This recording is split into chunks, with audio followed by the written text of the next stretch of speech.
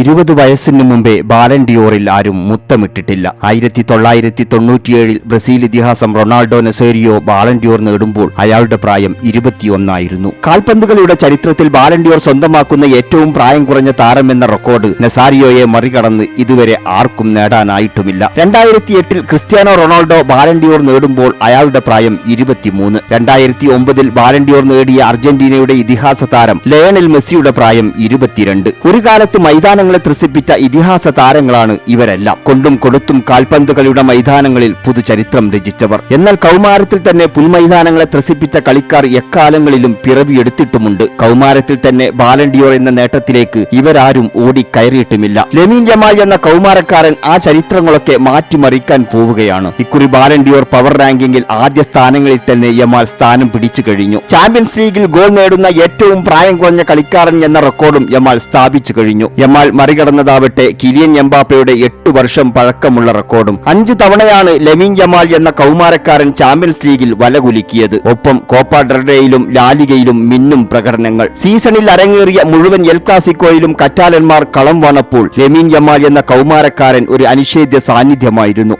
ഈ സീസണിൽ 49 കളികളിൽ ബാഴ്സക്കായി കളത്തിലിറങ്ങിയ യമാൽ 15 ഗോളുകളും 24 അസിസ്റ്റും തന്റെ പേരിൽ കുറിച്ചു കഴിഞ്ഞു. കോപ്പ ഡെൽറേയും സൂപ്പർ കോപ്പയും ലാലിഗയും ഷെൽഫിലെത്തിച്ചു. എന്നാൽ ചാമ്പ്യൻസ് ലീഗ് നേടാനാവാതെ പോയത് യമാലിന്റെ സാധ്യതകളെ ബാധിച്ചിട്ടുമുണ്ട്. എങ്കിലും കുമ്മായ വരക്കുള്ളിലെ പുൽമൈതാനങ്ങളിൽ യമാൽ തീർക്കുന്ന വിസ്മയം ചെറുതൊന്നുമല്ല. ഫുട്ബോൾ പണ്ഡിറ്റുകൾ പറഞ്ഞതുപോലെ യഥാർത്ഥ യമാലിനെ നമ്മൾ ഇനിയും കാണാനിരിക്കുന്നതേയുള്ളൂ.